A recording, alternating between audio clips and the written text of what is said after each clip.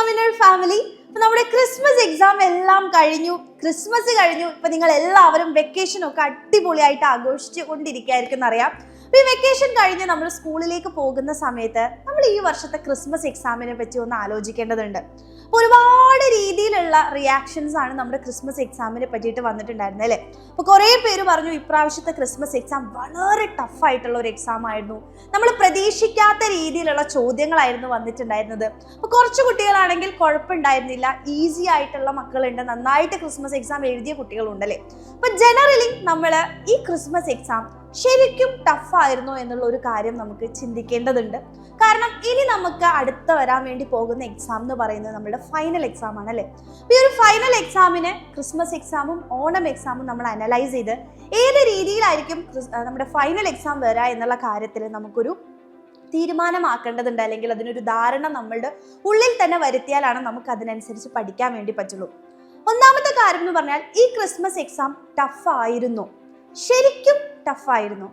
ഒന്നാമത്തെ കാര്യം എന്താണെന്ന് വെച്ച് കഴിഞ്ഞാൽ നമ്മൾ മനസ്സിലാക്കേണ്ട ഒരു കാര്യം, ഈ എക്സാമിന് ചോദിച്ചിട്ടുള്ള എല്ലാ കാര്യങ്ങളും നമ്മുടെ സിലബസ് ഓറിയന്റഡ് ആയിട്ടുള്ള കാര്യങ്ങൾ തന്നെയാണ് അല്ലെ.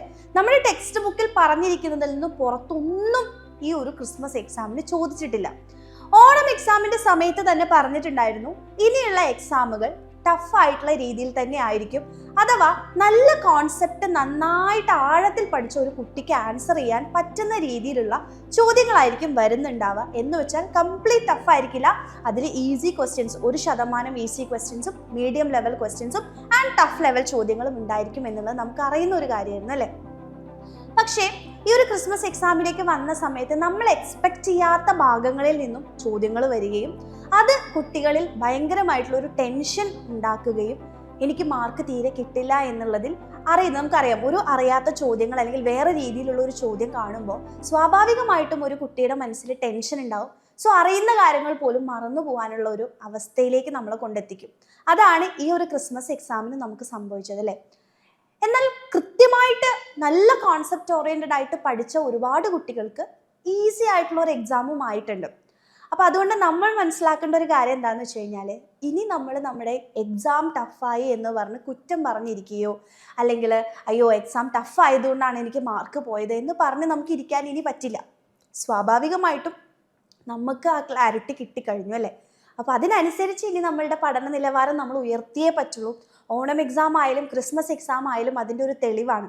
അപ്പോൾ ഇനി എങ്ങനെയാണ് നമ്മൾ നന്നായിട്ട് ഇനിയുള്ള കുറച്ച് മാസങ്ങൾ നമ്മുടെ കയ്യിലുണ്ട്, അത് പ്രോപ്പറായിട്ട് നമ്മൾ പഠിച്ചു പോവുകയാണെങ്കിൽ നമുക്ക് എത്തിപ്പെടാൻ പറ്റുന്നതേ ഉള്ളൂ ഈ ഒരു ഫുൾ മാർക്സ് എന്ന് പറയുന്നത്. സോ അതിന് കറക്റ്റ് ആയിട്ടുള്ള ഒരു റിവിഷൻ പ്ലാൻ നമുക്ക് ആവശ്യമാണ്. കറക്റ്റ് ആയിട്ടുള്ള കോൺസെപ്റ്റ് ഓറിയന്റഡ് ആയിട്ട് ഓരോ ചാപ്റ്റേഴ്സും പഠിക്കുന്നത് നിർബന്ധമാണ്. സോ അതിന് നിങ്ങളെ ഹെൽപ്പ് ചെയ്യാൻ വേണ്ടിയിട്ടും കൂടെയാണ് ഈ ഒരു മാറി വരുന്ന എക്സാം പാറ്റേണുകളിൽ നിന്ന് എൻ്റെ കുട്ടികളെ രക്ഷപ്പെടുത്താൻ, അല്ലെങ്കിൽ നിങ്ങൾക്കൊരു ബെസ്റ്റ് ആയിട്ടുള്ള ഒരു സ്കോർ വാങ്ങിയെടുക്കാൻ കംപ്ലീറ്റ് പാക്കേജോട് കൂടെയാണ് നമ്മുടെ റിവിഷൻ ക്രാഷ് ബാച്ചുകൾ വരുന്നത്. അപ്പം എല്ലാ ബാച്ചുകളും ഈ ഒരു 1 വീക്കായിട്ട് നമ്മൾ സ്റ്റാർട്ട് ചെയ്തുകൊണ്ടിരിക്കുകയാണ് ചെയ്യുന്നത്. സോ എൻ്റെ കുട്ടികൾക്കും നമ്മുടെ ബാച്ചുകളിലേക്ക് ജോയിൻ ചെയ്യാനുള്ള അവസരമുണ്ട്.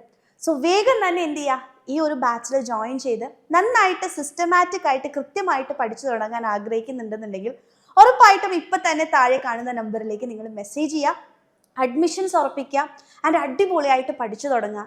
ഇനി നമ്മൾ എക്സാം ടഫായി എന്നുള്ളതിന് പകരം നമ്മൾ ആ എക്സാം എത്ര ടഫാണെങ്കിലും അതിൽ നിന്ന് ഏറ്റവും ബെസ്റ്റ് ആയിട്ടുള്ള ഒരു സ്കോറിലേക്ക് എത്താനുള്ള ആ ഒരു ഊർജം അല്ലെങ്കിൽ ആ ഒരു കഴിവ് നമ്മൾ നേടിയെടുക്കുക എന്നുള്ളതാണ്. സോ അതിന് പ്രോപ്പറായിട്ടുള്ള ഒരു കോൺസെപ്റ്റ് ഓറിയന്റഡ് ആയിട്ടുള്ള പഠനം ആൻഡ് മാറി വരുന്ന എക്സാം പാറ്റേണുകൾക്ക് അനുസരിച്ചുള്ള ക്വസ്റ്റ്യൻസ് നമ്മൾ ചെയ്തേ പറ്റുള്ളൂ. സോ അതിന് നിങ്ങളെ ഹെൽപ്പ് ചെയ്യാൻ വേണ്ടിയിട്ടാണ് റിവിഷൻ ക്ലാസ്സുകൾ, റെക്കോർഡഡ് ആയിട്ടുള്ള ചാപ്റ്റർ റിവിഷൻ ക്ലാസ്സുകൾ ഉണ്ടായിരിക്കും. അതേപോലെ തന്നെ ക്വസ്റ്റ്യൻ ഓറിയന്റഡ് ആയിട്ടുള്ള ലൈവ് സെഷൻസ് നിങ്ങൾക്ക് ഉണ്ടായിരിക്കും. ഓരോ ചാപ്റ്ററിനും അതായത് വർക്ക്ഷീറ്റുകൾ നിങ്ങൾക്ക് തരുന്നുണ്ട്, ക്വസ്റ്റ്യൻസ് അടങ്ങിയിട്ടുള്ള വർക്ക്ഷീറ്റ്സ് തരുന്നുണ്ട്. ഓരോ സബ്ജക്റ്റിനും മോഡൽ എക്സാമുകളും തരുന്നുണ്ട്. ഇത് നിങ്ങൾ പ്രോപ്പറായിട്ട് പഠിച്ചു പോവുകയാണെങ്കിൽ ഈ 2 മാസത്തിൽ നിങ്ങൾക്ക് ഉറപ്പായിട്ടും ഏറ്റവും ബെസ്റ്റ് ആയിട്ടുള്ള ഒരു സ്കോറിലേക്ക് എത്താൻ പറ്റും. സോ എക്സാമിനറിൽ വിശ്വാസം ഉള്ള മക്കളാണ് നിങ്ങളെങ്കിൽ ഉറപ്പായിട്ടും താഴെ കാണുന്ന നമ്പറിലേക്ക് മെസ്സേജ് ചെയ്യുക, അടിപൊളിയായിട്ട് പഠിച്ച് തുടങ്ങുക. ആൻഡ് നിങ്ങളുടെ ഫ്രണ്ട്സിന് എല്ലാവർക്കും ഈ ഒരു വീഡിയോ ഒന്ന് ഷെയർ കൂടെ ചെയ്യാം.